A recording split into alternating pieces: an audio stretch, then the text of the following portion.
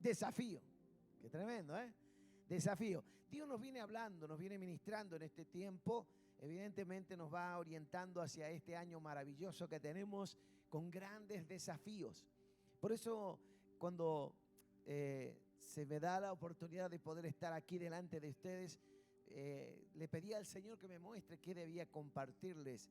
Y es esto justamente lo que quiero compartir con ustedes, intitulado evidentemente como desafíos. Y en 1 de Samuel capítulo 10, versículo 1 al 7, hay una narración que a mí me fascina, que por lo general suelo utilizar para una preparación de obreros, de líderes, y especialmente cuando puedo tener la oportunidad de enseñar en los institutos bíblicos a los que se preparan para servir al Señor. Indudablemente es un texto muy contundente, muy rico en contenido, para ayudar a tomar reflexión y evidentemente decisiones con respecto al servicio.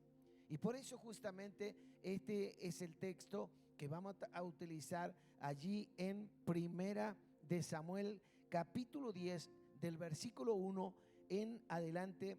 Dice lo siguiente: tomando entonces Samuel una redoma de aceite, la derramó sobre la cabeza de Saúl y le besó y le dijo: ¿no te ha escogido Jehová por príncipe sobre su pueblo Israel?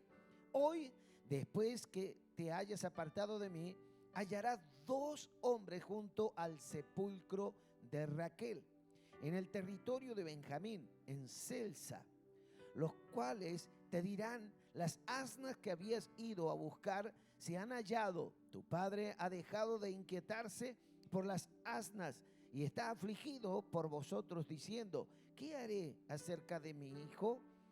Y luego que de allí sigas más adelante y llegues a la encina de Tabor, te saldrán al encuentro 3 hombres que buscan a Dios en Betel, llevando uno 3 cabritos, otros 3 tortas de pan y el tercero una vasija de vino, los cuales luego que te hayan saludado te darán 2 panes, los que tomarás de la mano de ellos. Después de esto llegarás al collado de Dios, donde está la guarnición de los filisteos, y cuando entres allá en la ciudad encontrarás una compañía de profetas que descienden del lugar alto, y delante de ellos salterio, pandero, flauta y arpa, y ellos profetizando. Verso 6: entonces el Espíritu de Jehová vendrá sobre ti con poder, y profetizarás con ellos, y serás mudado en otro hombre. Verso 7: y cuando te hayan sucedido estas señales, haz lo que te viniere en la mano, porque Dios está contigo. Amén. Es una narración que nos habla de servicio. Es muy preciosa, bonita en el contexto. Usted puede apropiarse en su casa y extenderse en su casa para poder ver lo que estaba aconteciendo. Aquí podemos ver a Samuel como el profeta de Dios en el tiempo en que se levanta el primer rey de Israel, llamado Saúl. Y evidentemente había algo tan particular en que Dios venía con detalles por este llamado. Tanto que evidentemente iban a acontecer cosas tan tremendas como, por ejemplo, la transformación primero de un hombre para llegar a un destino luego. Es decir, que debía dejar de ser un hombre sencillo común para llegar a ser el rey de Israel. No era una ocupación más, sino era un lugar de preeminencia, un lugar de distinción. Pero para esto el Señor nos permite ahondar en lo que es el servicio. Para servir a Dios en todo a lo largo de nuestra vida tenemos oportunidades de distintas maneras. Como decía Esteban recién, este año tendremos un gran desafío como iglesia para los grupos pequeños, porque toda la iglesia se va a desplegar a lo ancho y a lo largo de todo el desarrollo de cada vida y cada familia para poder servir al Señor. ¿Y qué haré? Tranquilo, porque usted podrá escoger qué hacer. el Espíritu Santo sin duda va a estar guiándole para que usted esté en el lugar que debe estar y desarrollarse y dar fruto y ser de bendición, ser bendecido y ser de bendición, sabiendo, como dice Pedro en el capítulo 3, verso 8 de su primera carta, que hemos sido llamados para que podamos ser de bendición. Y por esto, para servir a Dios es todo un desafío, lo podemos entender así, por tener una mirada totalmente en nuestra humanidad. Creemos que no estamos preparados, creemos que no tenemos las fibras que se necesita para ciertas actividades, creemos que en definitiva, bueno, nos comparamos con otros, porque si miramos humanamente, siempre va a estar justamente esta situación en nuestras vidas. Pero mis hermanos, allí podemos ver y encontrar no otras cosas, sino excusas. Excusas para no comprometernos, excusas para no poder servir con libertad a Dios, excusas para no encontrar el lugar que Dios quiere que nosotros encontremos. Condiciones que en definitiva le ponemos a Dios porque allí en definitiva quiero servirle, pero siempre y cuando me pase esto o lo otro y lo otro. Y estas condiciones me detienen. Es otra excusa más. La predisposición es tan necesaria porque entonces en lo que nosotros nos preparamos o tenemos o presentamos delante de Dios, eso es lo que Dios va a escoger para que podamos de este modo honrar sirviendo su nombre.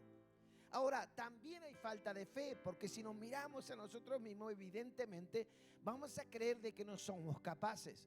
Pero yo me deleito en Dios, como Dios va bendiciendo a nuestra iglesia con los jóvenes que conocí desde pequeño. Se han ido desarrollando, como nuestros músicos, por ejemplo, en que hoy están sirviendo con toda honestidad y entrega, por ejemplo.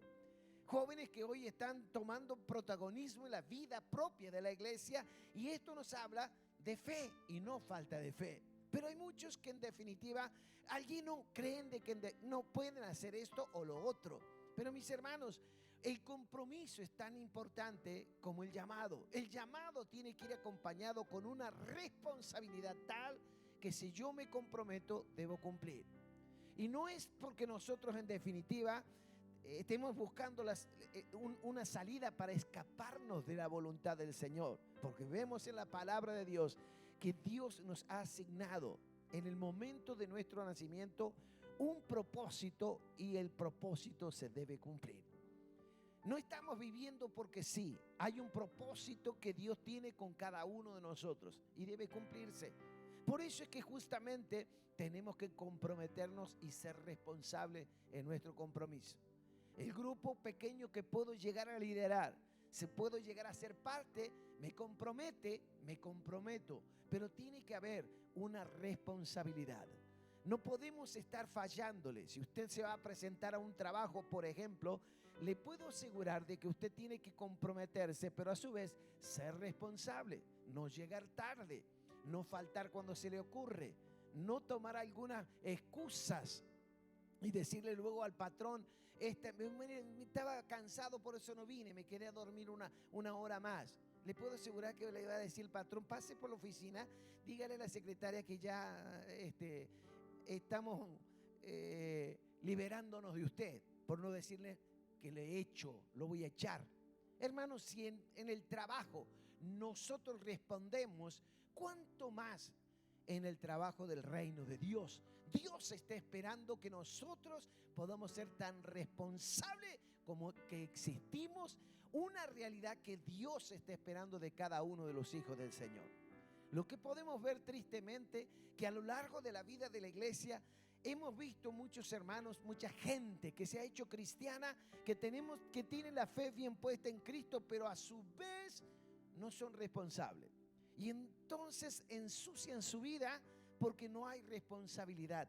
Y yo quisiera decirle que en este tiempo Dios te está esperando hombres y mujeres que se comprometan y sean responsables, que puedan servir a Dios y hacerse cargo de lo que Dios espera, que en definitiva se cumpla, y entonces el Señor será glorificado.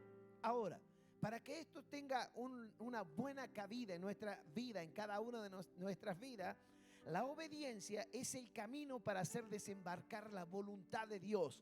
que siempre será buena, agradable y perfecta. Si hay algo que nosotros debemos asegurarnos es hacer la voluntad de Dios, porque siempre será para nuestro beneficio, porque la voluntad de Dios es buena, agradable y perfecta. No tiene margen de error. Entonces, si buscamos agradar al Señor y hacer la voluntad de Él, la obediencia es el camino. Debemos obedecer. Solo nos hace falta obedecer ante la oportunidad de servir a Dios, y Él se encarga absolutamente de todo: la preparación, la guía y dirección, la provisión, lo que en definitiva podamos llegar a necesitar, porque Dios estará siempre fijando sus ojos sobre nosotros. En el Salmo 32:8 es un preciado pasaje donde podemos inclusive utilizarlo con bases fundamentales para la oración. Y dice claramente la palabra: te haré entender y te enseñaré el camino en que debes andar. Sobre ti fijaré mis ojos. Es decir, que los ojos de Dios estarán mirando nuestras vidas de día y de noche, donde quiera que nosotros nos movamos y lo que quiera que nosotros hagamos. Por eso es importante hablarles de la responsabilidad, del compromiso, librarnos de las excusas, de estar completamente decidido a servir al Señor.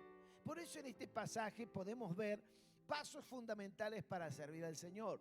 Saúl, por ejemplo, fue llamado por Dios y lo encaminó para que pudiera ser el primer rey de Israel, y lo preparó. Según la Biblia que nos deja 3 enseñanzas fundamentales, y primero es justamente que Samuel, como profeta de Dios, le dice: vas a salir, ni bien yo deje de hablar contigo, vas a caminar y te vas a encontrar con un lugar específico, que aquí lo dice claramente que es el sepulcro de Raquel. ¿Qué denota el sepulcro de Raquel? ¿Qué representa? Representa renuncia, representa separación, representa dejar lo que más se ama. Oiga esto: dejar lo que más se ama. Por lo tanto, el sepulcro de Raquel nos está hablando de renunciar a pretensiones, renunciar a gustos personales, renunciar a deseos personales, renunciar a tantas otras cosas que en definitiva nos lleva a poner el corazón a amar más otras cosas que al mismísimo Dios.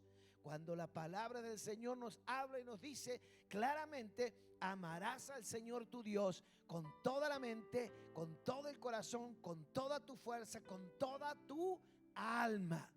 Y si la palabra lo dice, Dios no es otra cosa que exigente en lo que nos está pidiendo, porque es para nuestro bien. Y por lo tanto, este lugar, este primer paso de Saúl en el sepulcro de Raquel, era una experiencia tremenda, porque él allí debía dejar justamente lo que más amaba. Esto nos habla del sepulcro de Raquel, ya que Jacob había trabajado 7 años por conseguirla como esposa, y luego de haber sido engañado, él tuvo que trabajar 7 años más para lograr su cometido. Y hermanos, podemos ver que Samuel no estaba ajeno de aquella experiencia que el patriarca había vivido. Era un lugar donde el pueblo de Israel lo tenía como referencia. Y ese lugar de referencia donde hoy y hasta hoy tienes lugar en la vida cristiana, porque cada uno de nosotros tiene que ver ese lugar, el sepulcro de Raquel, para desprenderse de las cosas personales que deseamos, las cosas que están tomando el primer lugar y lo están desplazando a Dios, las cosas que en definitiva le están sacando el lugar a Dios. Y eso lo sabemos cada uno de nosotros, porque es algo personal. No vamos a echarle la culpa a la esposa, al esposo, a nuestro cónyuge, a los hijos o a los padres. Es una decisión totalmente personal. Por eso Dios lo encamina a Saúl y le dice: vas a pasar primero por el sepulcro de Raquel. Allí vas a dejar todos sus intereses. Allí vas a dejar lo que más amas. Allí vas a renunciar. Vas a separarte de las cosas que en definitiva te debes separar. Mis queridos hermanos, esto es amar a Dios. Cuando Jesucristo dice claramente cuál es el primer mandamiento y el Señor les dice, amarás al Señor tu Dios, esto está refiriendo justamente que amar a Dios en primer lugar y amarlo al Señor de tal manera que debemos dejar todo atrás. Es decir, en primer lugar amar a Dios y en segundo lugar amarnos y amar cualquier otra cosa que creamos importante. ¿Quiere decir que vale más Dios que mi propia vida? Sí, señores. Sí, señoras. Dios no es egoísta. Porque algunos dicen, ¿por qué Dios me está pidiendo primero Él? Primero Él. La Biblia nos habla en Reyes capítulo 17 que Elías, en tiempo de sequía, de hambruna grande que azotaba todo el territorio, llega a un lugar donde una viuda tenía un poquito de harina y un poquito de aceite. Y había decidido amasar esa harina y cocinar esa tortilla y darle de comer a su hijo y comer ella y morirse de hambre. Pero llega el profeta, el hombre de Dios, y le dice, hazlo, lo que estabas pensando hacer, hazlo, pero dame primero a mí. ¿Qué estaba haciendo el profeta? ¿Siendo egoísta? No, señores. Allí le estaba mostrando un camino para la bendición de Dios. ¿Sabe que esta mujer le hizo caso? Le dio de comer y luego de que eso sucedió, no le faltó el harina ni el aceite a esa mujer en ese lugar de hambruna, en ese lugar de necesidad. ¿Qué es lo que quiere Dios? Es que aprendamos el principio. Darle a Él primero significa tener la vida asegurada.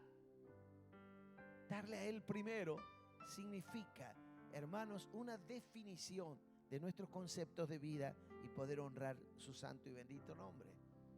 Otra cosa, si creemos de que Dios es egoísta, estamos equivocados, porque Dios nos está enseñando un camino para bendecirnos. Por eso Jesús también se tomó el trabajo de decir allí en Mateo 6:33, cuando dice, busca primero el reino de Dios y su justicia. ¿Dios es justo? Háganme caso, dice Dios.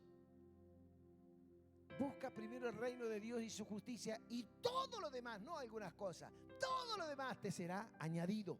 Si nosotros buscamos las cosas de su reino primero Dios, después lo nuestro, Dios va a bendecir lo que hagamos.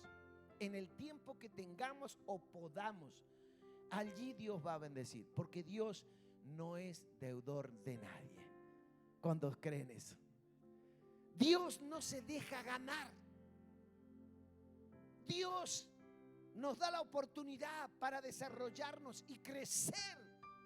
En tanto está en su corazón el gran deseo de vernos bendecidos. Pero somos nosotros por egoístas. Nosotros sí.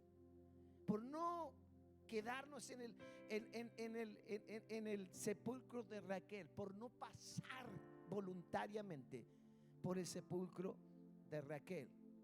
Mis hermanos, lo otro que nos habla la palabra del Señor es de que allí es justamente cuando vemos el segundo paso, que es la encina de Tabor. La encina de Tabor estaba a 550 metros sobre el nivel del mar de Galilea. Era una colina sagrada y la palabra encina en sí es un árbol que no está exaltando al árbol en sí, sino el lugar, el territorio, porque era el lugar donde se subía a adorar a Dios y glorificar el nombre del Señor. Allí también se cree que ha sido la experiencia de la vivida experiencia de Jesucristo en la transfiguración. Ese lugar alto que habla la Biblia, los evangelios, ese lugar evidentemente está representando un lugar de adoración. Ese lugar está donde se recibe la fortaleza divina para cumplir el propósito. Solo no podemos. Si analizamos aquellas cosas que en definitiva hemos luchado por años, no podemos despegarnos a menos que el Espíritu Santo nos ayude. Pero en este paso, en la encina de Tabor, nos está dando la bendición Dios, porque el espacio de la encina de Tabor se produce ese momento donde en definitiva recibimos la fortaleza para cumplir el propósito divino.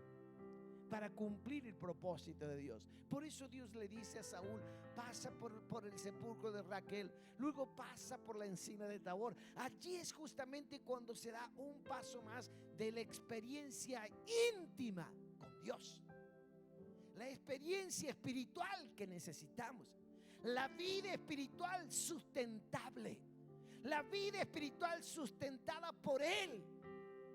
Ya no van a haber esfuerzos de tanto tiempo humanamente hablando, sino más bien esfuerzos espirituales que se verán como resultado en frutos, en lo material, en lo visible, en nuestra vida, en nuestro cuerpo. Por eso, mis hermanos, es tan importante la encina de Tabor, tanto como el sepulcro de Raquel. Por lo tanto, dice el Señor, Dios habita en medio de las alabanzas de su pueblo, la adoración, adorarle a Él. Ese punto de encuentro tan particular que tenía que ver para Saúl era justamente un lugar de adoración, servirle a Él, servirle a Él. Y el pueblo de Israel, cuando salió de Egipto, Faraón recibió la orden diciendo: deja ir a mi pueblo en el desierto para que me sirva. ¿Qué tenía que hacer en el desierto? ¿Un auditorio? ¿Hacer templos? ¿Hacer, qué sé yo, mil cosas? No, hacer nada. Quiere decir que adorar y alabar a Dios es servirle. Sí, señores. Si adoramos y alabamos a Dios, es servicio.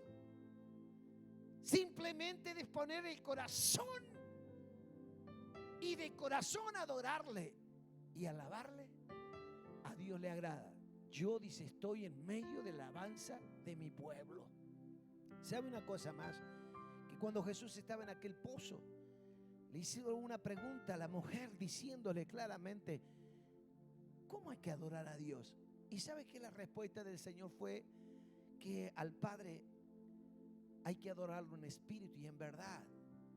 En serio, no autoengañarnos, sino más bien adorar en espíritu y en verdad, porque el Padre busca tales adoradores.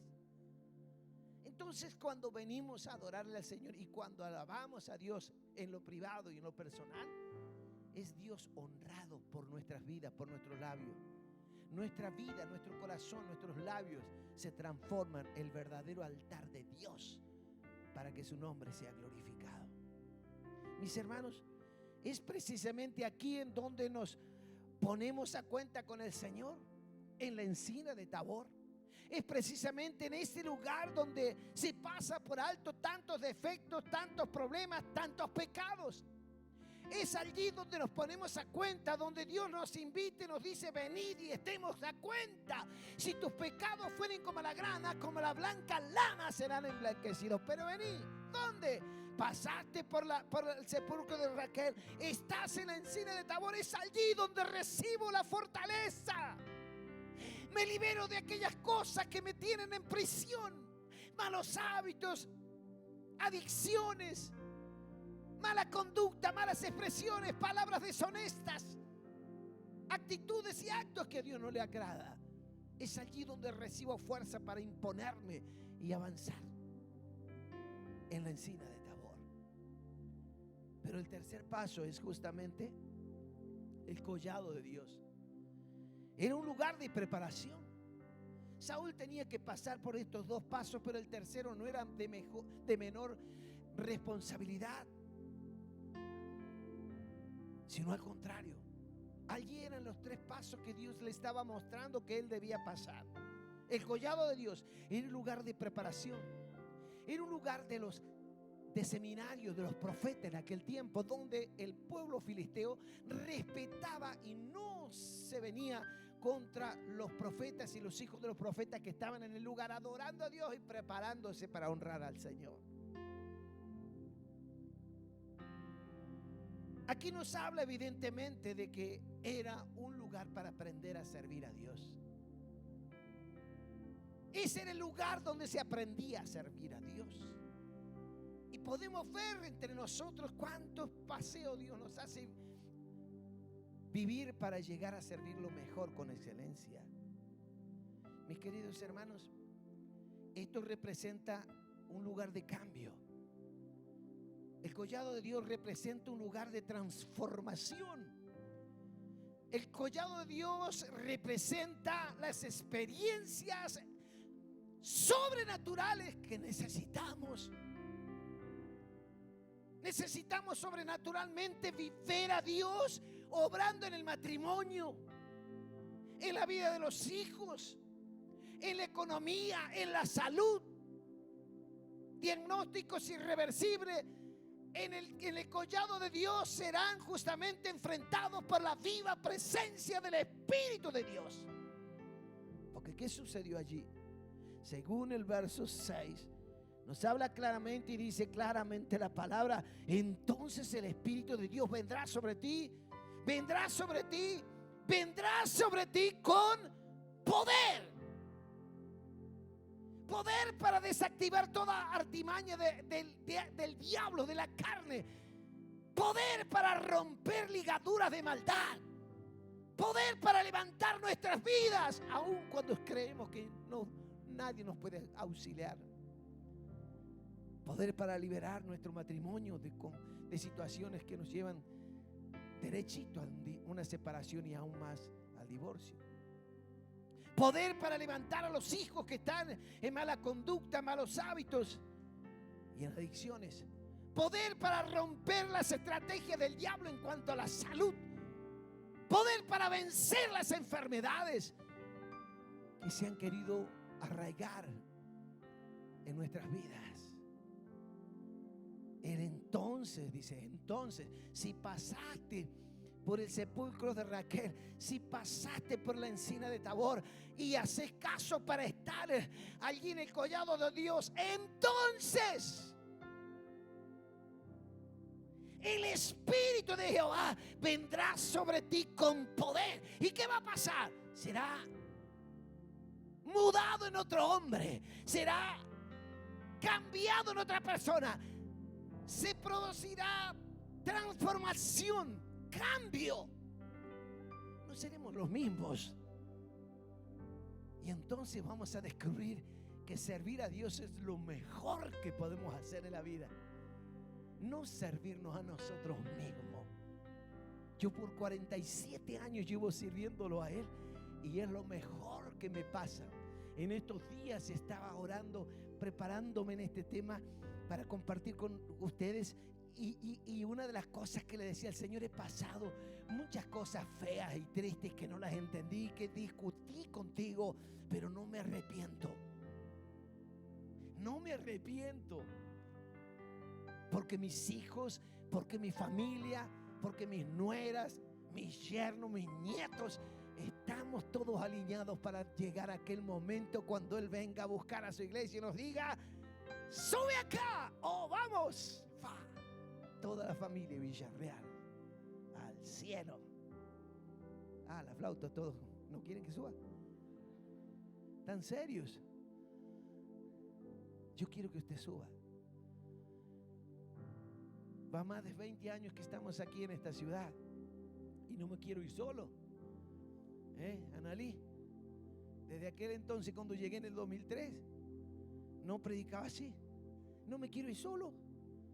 Los que me acompañan desde el momento que llegué hasta el día de hoy, seguiremos hasta que el Señor venga a buscarnos. Pero tengamos en claro estos pasos, porque sirviendo a Dios, pasando por estos pasos, está garantizada, aleluya, nuestra salvación y la vida eterna.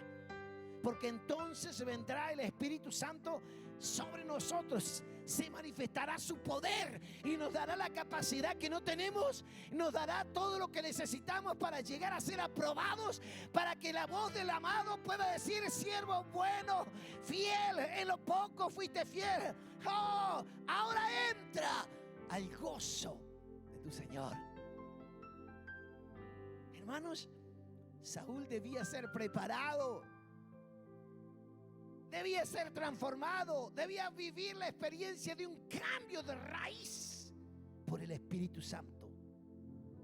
Y eso es lo que sucedió. Y fue mudado en otro hombre. Y comenzó a vivir una vida espiritual que él desconocía. En medio de los profetas escuchaban y dicen: ¿y este? Mamita querida. Es como si yo le digo a Mateo: correte, déjame tocar a mí. Ve, correte, ve, siéntame. Porque está la computadora que vivo. Pero hermano, fue milagrosamente. Algo sobrenatural sucedió. Es decir, que el Espíritu de Dios vino sobre Saúl y Saúl ni sabía qué le pasaba, pero una cosa hacía: la voluntad de Dios. Comenzaba a servir a Dios desde ese momento. Pero mis hermanos, Saúl, al pasar por la abnegación y luego por la experiencia de la comunión con el Señor, y al estar en el lugar de la transformación, del cambio, ahora estaba preparado, aleluya, por el Espíritu Santo para servir al Dios vivo y desarrollar su trabajo. Amados, es necesario experimentar el cambio, estar dispuesto a cambiar, a ser transformados para poder servir al Señor con excelencia, eficazmente. No es cuestión de venir y sumarnos a todo lo que se haga como iglesia. Es cuestión de hacerlo con convicción, con compromiso, con responsabilidad. Sumarnos a lo que Dios nos está dando. Sumarnos a aquellos que se mueven porque Dios los mueve. Sumarnos a la visión que Dios nos está dando como iglesia, como cuerpo. Sumarnos y dejar a un costado lo que en definitiva quizás más amamos. Aprender a separarnos de aquellas cosas que nos detienen. Aprender a ser transformados, porque la gracia viene aquí cuando yo empiezo a dejar lo que más amo para poder amar primero al Señor. Pasar evidentemente por el lugar de una experiencia sobrenatural, en esa comunión donde el Espíritu Santo me va a estar indicando, haciendo palpar la presencia del Dios Trino. Gozarme en la presencia del Padre, del Hijo, del Espíritu Santo. Pasar luego por el collado de Dios y entender que para servir al Señor necesito sí o sí estar dispuesto en ser transformado. Estar dispuesto. Pablo llegó a decir con nuestra humanidad que está viciada. Y sabe que cuando venimos a Cristo, venimos y dejamos vivo algunas cosas del pasado. Y no dejamos que el Espíritu Santo nos dé la victoria sobre aquellas cosas que nos hacen daño.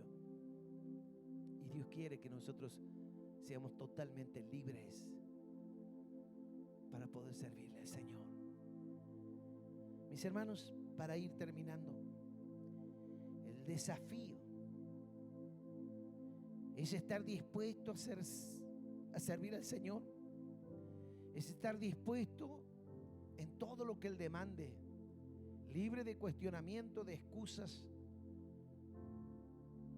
de posturas netamente humanas, y pasar por el sepulcro de Raquel, estar dispuesto a pasar por la encina de Tabor, estar dispuesto a ser transformado y cambiado pasando por el collado de Dios.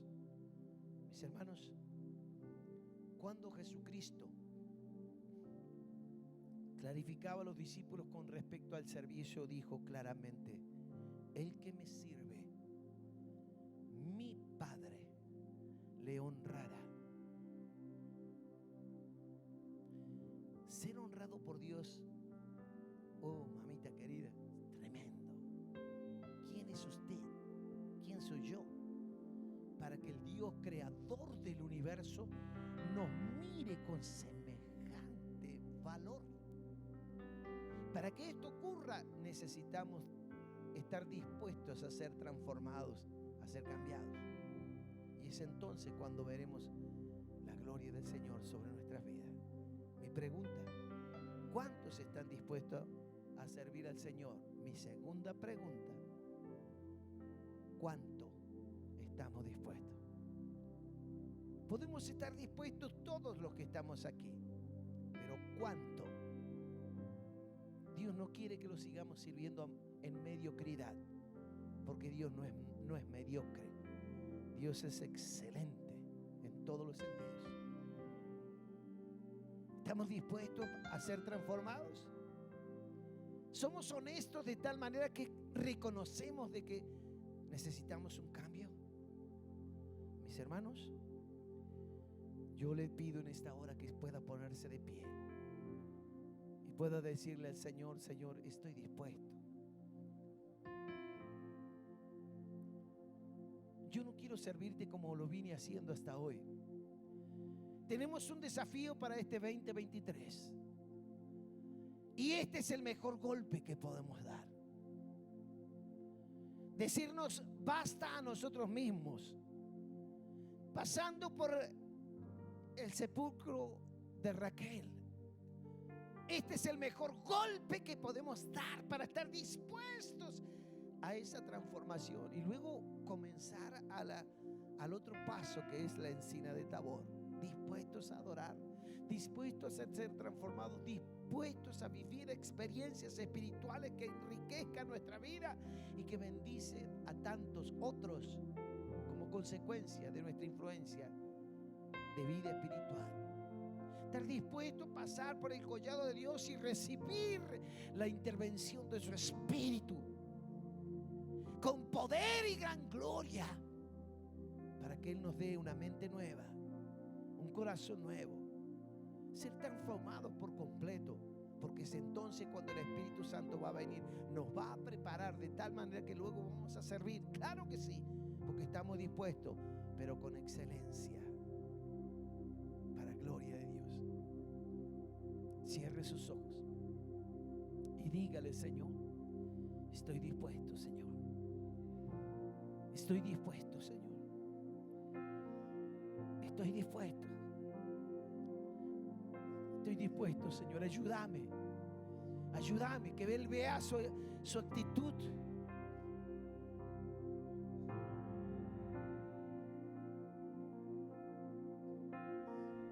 Que Él vea su actitud. Que Él vea mi actitud. Señor, deseo más que a mi propia vida hacer tu voluntad, porque sé que será buena, agradable y perfecta. No dude, no tenga miedos de comprometerse con Dios, porque lo que mejor nos puede pasar es estar en el centro de la voluntad de Dios.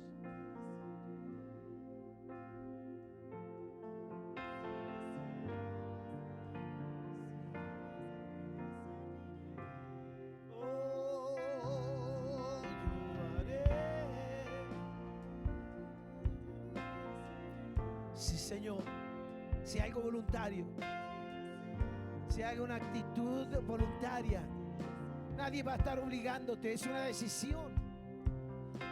Una persona audaz espiritualmente hablando es una persona que toma decisiones, acepta el desafío y se presenta delante del Señor. Reciba ahora de la gracia y el favor. En el nombre de Jesús de Nazaret. Esta es la decisión, Señor. Sin reservas. Ahora, Padre, yo te ruego que la gracia, la virtud y el poder de tu Espíritu Santo sea sobre nuestras vidas. Espíritu Santo, estamos dispuestos en hacer lo que tú nos pides que hagamos, porque estamos dispuestos en servirte. Pero para servirte necesitamos que intervengas en nuestras vidas, que haya una transformación, que haya cambios de raíz en nuestras vidas. Señor, necesitamos, porque de este modo podremos desarrollar los dones que nos has dado, los talentos que nos has dado, y podemos mostrar y dar fruto a su tiempo. Señor, podremos de este modo ser bendecidos y bendecir. Oh Dios, ten piedad, ayúdanos. Así como viniste en la vida de Saúl y le cambiaste, lo mudaste en otro hombre, ven sobre nuestras vidas, Espíritu Santo, y transfórmanos. Si hay cosas naturales, humanas, si hay cosas espirituales que aún quieren detener tu proceso en nuestras vidas, en el nombre de Jesús de Nazaret, ahora le resistimos y ordenamos que salga Le resistimos y declaramos libertad total y absoluta. En el nombre de Jesús de Nazaret.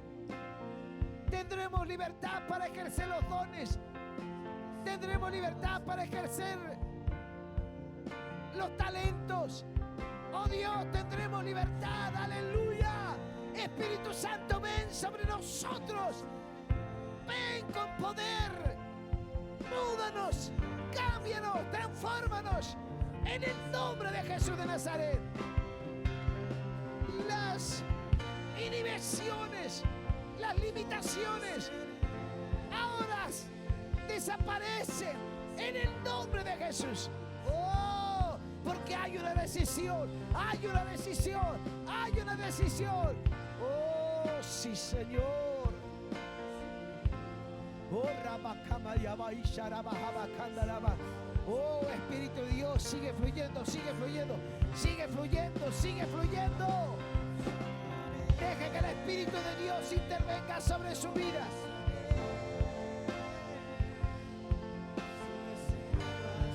Es para su bien, es para mi bien, es para nuestro bien. Es el poder del Espíritu Santo quien está obrando ahora sobre cada uno, dándole las armas que necesitan, la sagacidad, el valor, el poder para llegar a ser un hombre, una mujer de Dios enteramente preparado para toda buena obra. ¡Aleluya! Oh, porque hay una actitud primero, hay una actitud primero, hay una actitud primero. ¡Aleluya, aleluya, aleluya, aleluya! Reciba de Dios, reciba de Dios. Yo bendigo cada vida, cada familia aquí, Señor, en el nombre de Jesús de Nazaret. Tú sabes lo que está pasando cada uno y nadie puede, Señor Dios mío, verse perturbado por las cosas secundarias, sino más bien podamos centrarnos en lo primero. Primero estás tú, primero estás tú, primero estás tú, en el nombre de Jesús de Nazaret. Ahora, Padre, declaro tu gracia, tu favor, tu palabra bendecida en nuestras vidas. Ayúdanos para ser oidores y hacedores de tu palabra. En el nombre de Jesús de Nazaret, para gloria de tu nombre, oh Dios. Aleluya. Gracias. Gracias.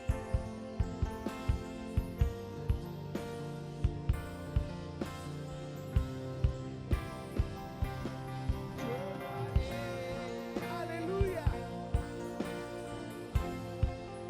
Gracias, gracias, gracias, gracias. No tenga miedo de entregarse por completo al Señor. No tenga miedo. Es lo mejor que nos puede pasar. Es lo mejor. Reciba, reciba, reciba.